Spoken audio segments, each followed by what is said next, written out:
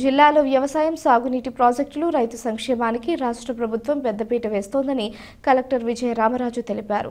75వ గణతంత్ర దినోత్సవాన్ని పురస్కరించుకుని పోలీస్ పరేడ్ మైదానంలో ఆయన జాతీయ జెండాను ఎగురవేశారు. పరేడ్ను పర్యవేక్షించి పోలీసుల గౌరవ వందనాన్ని స్వీకరించారు.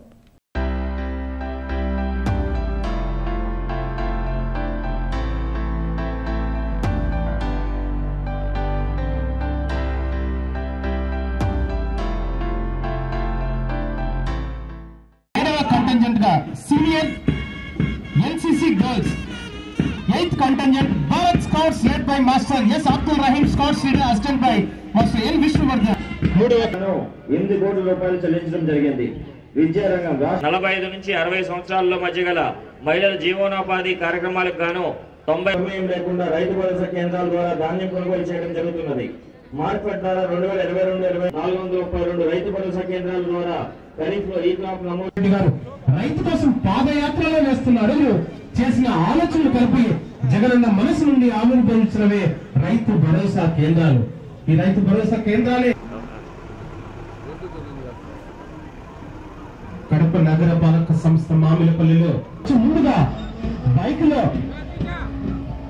భారత గణతంత్ర దినోత్సవ సందర్భంగా స్వాతంత్ర సమరయోధులకు, ప్రజాప్రతినిధులకు, విద్యార్థినులకు, అధికారులకు, పాత్రికేయులకు, జిల్లా ప్రజలందరికీ నా హృదయపూర్వక శుభాకాంక్షలు. నేడు 75వ గణతంత్ర దినోత్సవ ఘనంగా జరుపుకుంటున్నాం. రాజ్యాంగం అమల్లోకి వచ్చిన జనవరి 26, 1950 నుండి ప్రతి సంవత్సరం గణతంత్ర దినోత్సవం జరుపుకుంటున్నాం. ఎందరో అమరవీరులు ఎనలేని త్యాగ ఫలితంగా మన దేశానికి స్వాతంత్రం లభించింది. ఈ సందర్భంగా ఆ మహనీయుల స్ఫూర్తి స్మరిస్తూ వారందరికీ ఘన నివాళులు అర్పిస్తున్నాను.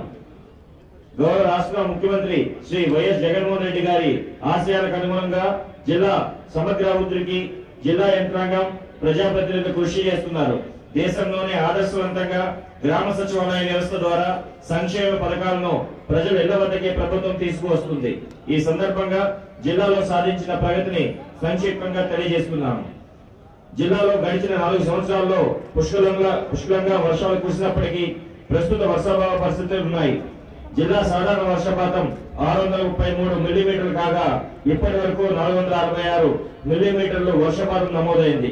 కేసీ కెనాల్లో భాగమైన ఆదినిమ్మాయిపల్లి ఆనకట్ట కింద 11,000 ఎకరాలకు మైలవరం జలాశయం నుండి ఖరీఫ్ పంటలకు కాపాడడం జరిగింది.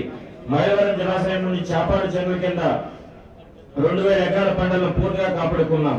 గండికోట ముంపు నివాసితులకు పరిహారం నిమిత్తం 454 కోట్ల ప్రభుత్వ అనుమతులు మంజూరు చేసింది.